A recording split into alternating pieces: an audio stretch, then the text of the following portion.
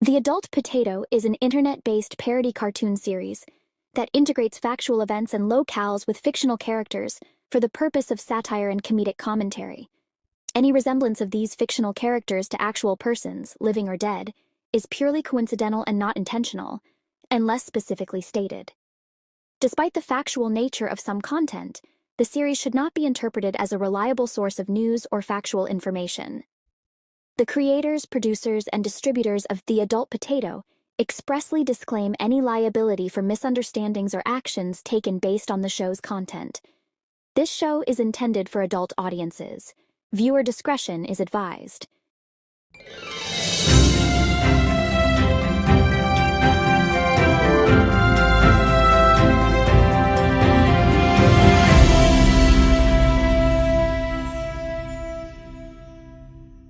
Welcome back to The Adult Potato. I'm Fiona Tater.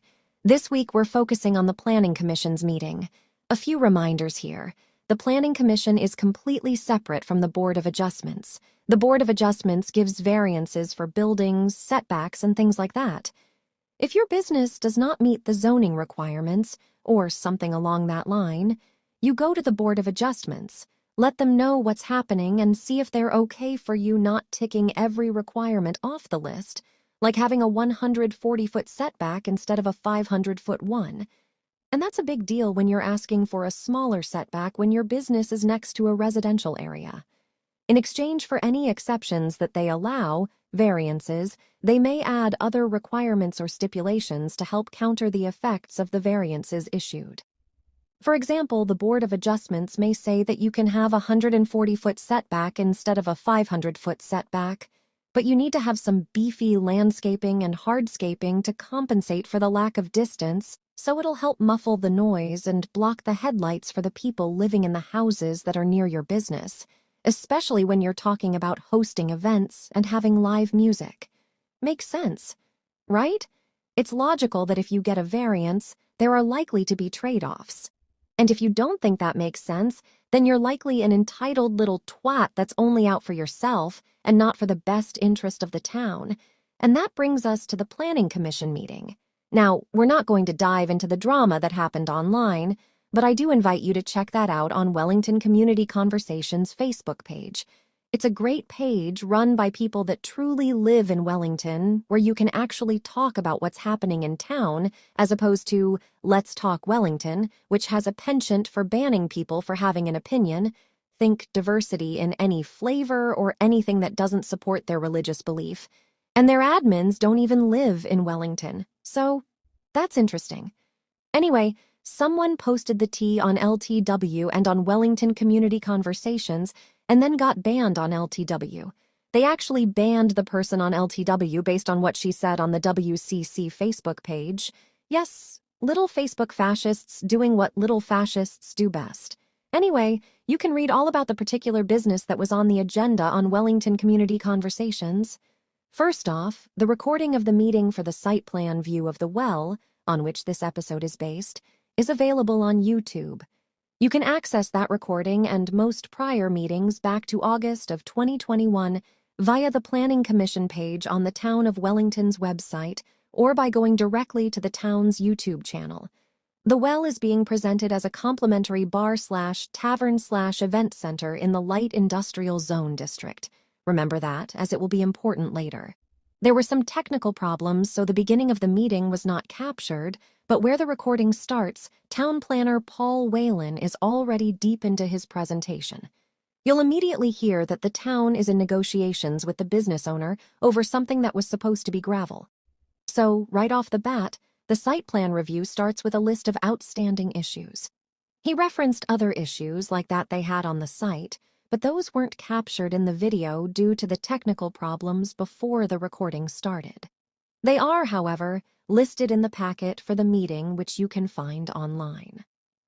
When you're rehabbing a building that's on a 1903 plat and is well over 100 years old where there were pretty much no codes in existence, you're going to have some work to do, which means you're going to have a substantial investment to get it to code. As noted in the presentation, it has been a challenge to take this site and try to bring it up to current fire department code, planning code, and town codes. and bringing it up to code is imperative when it comes to the safety of the public visiting the establishment. This is especially true for a business that will be serving alcohol, which, according to the liquor license requirements, also means you have to serve food. And food service requires a grease interceptor. The applicant has requested to provide an alternative means and method for treatment with limited food service, basically catering and a food truck, which has yet to be verified to make sure it meets the town's standards.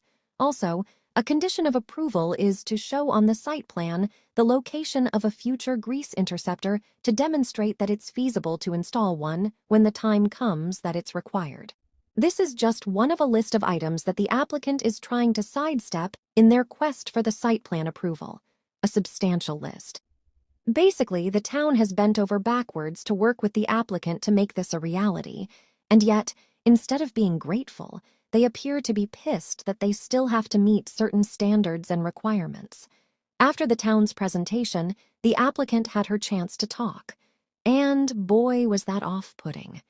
If you want to see the business owner's self-importance, entitlement, and the absolute disregard of how things work when it comes to variances and planning in general, be sure to watch it. As we mentioned, the name of the business requesting the site review is The Well.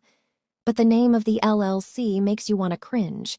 While I'm sure they thought they were being clever naming their LLC Souls 2, the name has a caret before the number 2, which, for those of you that remember math, reads as squared rather than just the number 2. All that is meant to play on the previous very successful and well-loved business Soul Squared, and it just comes off as desperate. As you will soon see, everything about this business and the people involved is just cringeworthy, so the project will henceforth be referred to as the Cringe instead of the Well. Feel free to start referring to it from this point forward in any and all discussions and communication about this business. While the presentation starts out talking about the Nano Brewery, that's a pretty progressive word for conservative Wellington, but it does involve beer, so we can let that pass. The narrative in the meetings packet states, initially the Cringe will be open for special events, including those rented by companies, team building, nonprofit fundraisers, or individuals, weddings, or general parties. The owner also plans to host ticketed public events focused on live music entertainment and education. The Cringe intends to expand to more standard hours of operation in the future once it develops a following in the community and Grouse Malt House relocates. Special events. So it intends to expand to standard hours of operation in the future, but it's not the initial use of the property. Basically, it may never happen. Okay, let's get into the applicant's comment. Right off the bat, she explains that they've had a hard time putting a finger on exactly what the Cringe is. She stated that they do not want anything else besides being able to open up their doors to the iconic grain elevator to the community at certain times. Let's take note of her using the phrase, at certain times. She also stated that the Cringe does not fit into a box of a tap room or brewery with standard operating hours. Are you spotting the trend here? She said that they want to focus on the arts with live music opportunities, a space for nonprofits to have a space for fundraising event or community members to use for various celebrations. Did she just say the quiet part out loud? The focus is on events, not a nano brewery. In her opening statement, the Queen of the Cringe also stated, "We want to make some small, necessary improvements to the site to generate income. So basically, if they run out of money or if they just don't want to do it, this location could end up being just an event center. And event centers are not allowed in light industrial zoned properties. That requires commercial zoning. And I can bet that's going to be what's requested down the road." At this point, her tone gets even more annoying than in the beginning as her true Karen comes out. She states, "This location is permitted by right to house a tap room and a brewery. True, but not an event center, which would be an entertainment facility. And that is not permitted by right. That falls under commercial zoning Princess of the Karens." Then, in true Karen style, Twitla Souls says that it is evident that there are leftover hostilities from the previous tenant, and recently comments have been made publicly against myself and the Cringe that were quite derogatory and simply untrue. The chair of the board caught the innuendo and stated that the proceedings were not a referendum on their business, but a site plan review. Setting it straight, they are professionals and are there to make sure boxes are checked. If things are in line, everything will go as planned and it'll be an early night. But 2 hours later, and they were still on the same site plan. An important focus is truly to address use. If you don't fit into a box, then you need to get the approval for the highest use of the property, like selling tickets to a music event, which the applicant brought up multiple times. Twitla even specifically mentioned the name of the band, that they would be selling 125 tickets, and that it would definitely sell out. She also noted that they need to be a tap room so they can get approved for their liquor license. There you go. An hour and 22 minutes into the recording, we finally got to the truth. The perfect summation of the request was presented by Commissioner Moyer when they said, "If you have a business that doesn't meet zoning, you say it's something else, and then it's a bait and switch." So, after 2 hours and lots of whining, uncovering of information not included on the site plan, the business owner actually stating that she wants to restrict public parking on the street, and the business owner's associate specifically stated that he told her to lie and say she was going to be open regular hours, we finally get to a few truths. Number 1, the bar and tavern classification is a secondary use for the location with the purpose of getting a liquor license.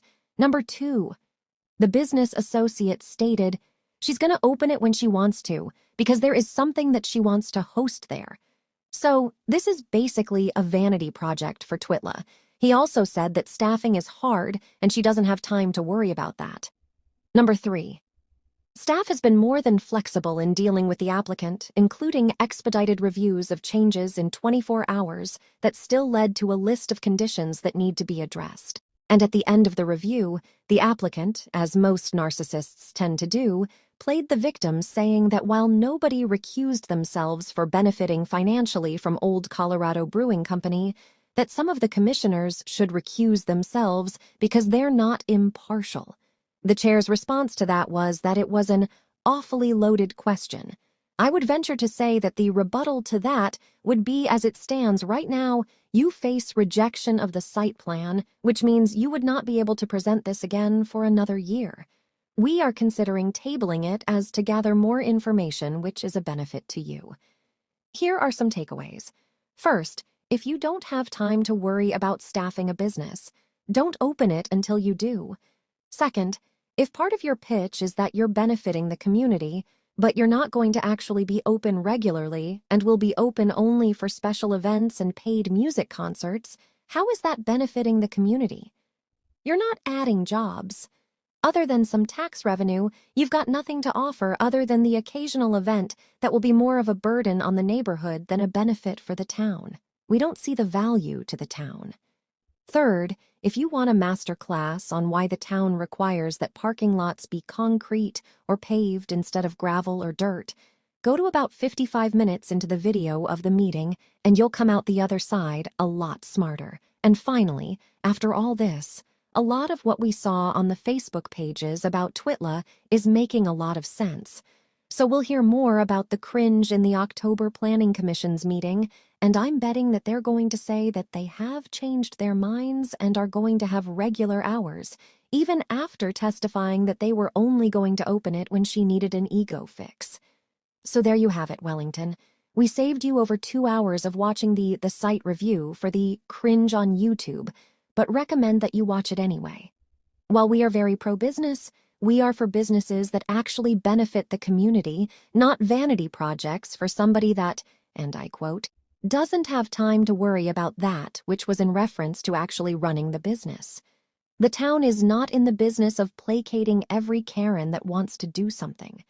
The commission needs to make sure that businesses do fit inside the box. We have boxes for a reason. A lot of time and energy was put into creating those boxes for the benefit of our town. If your business plan fits inside that box, congratulations, you get approved. If not, you take your chances. Now I know what I'm going to do. I'm going to go to one of the real breweries in town and have a beer, and I recommend you do the same. Oh, and lock your doors.